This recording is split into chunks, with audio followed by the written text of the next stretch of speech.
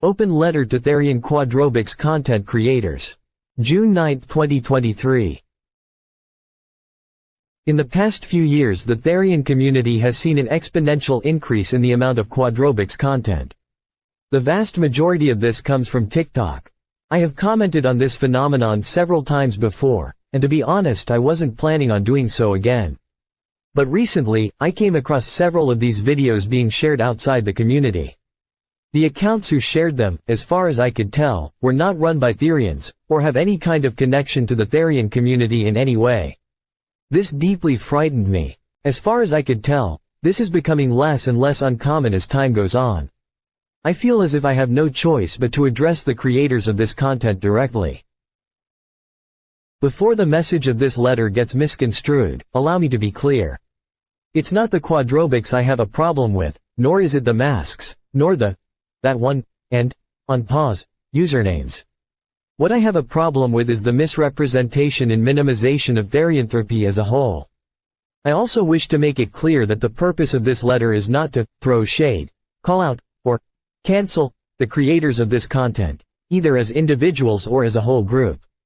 Rather, I wish to create dialogue, and to express my concerns in what I hope will be reasonable and patient terms.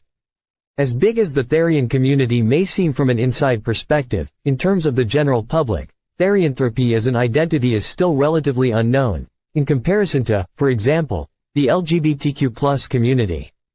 Yet these Quadrobics videos regularly rack in views in the 100,000s, and occasionally the millions.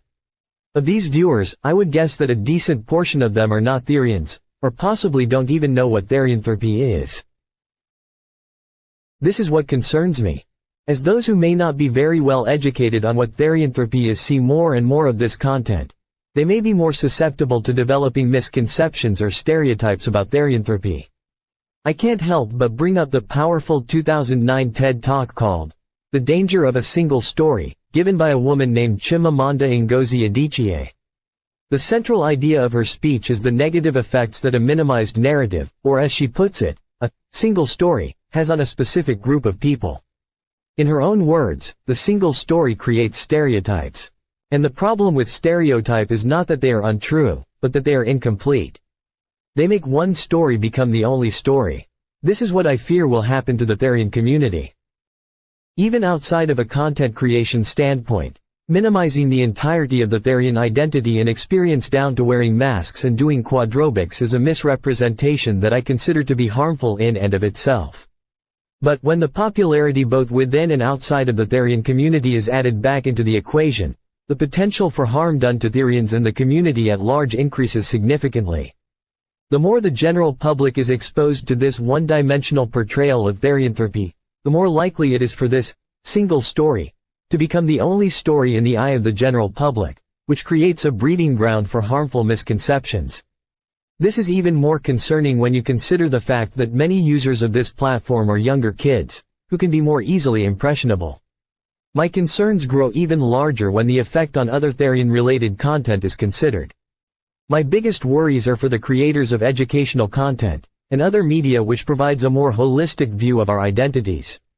One could argue that this content is more beneficial for the community as a whole. Yet, these creators are at risk of being drowned out by the popular Quadrobics content, putting the community even more at risk.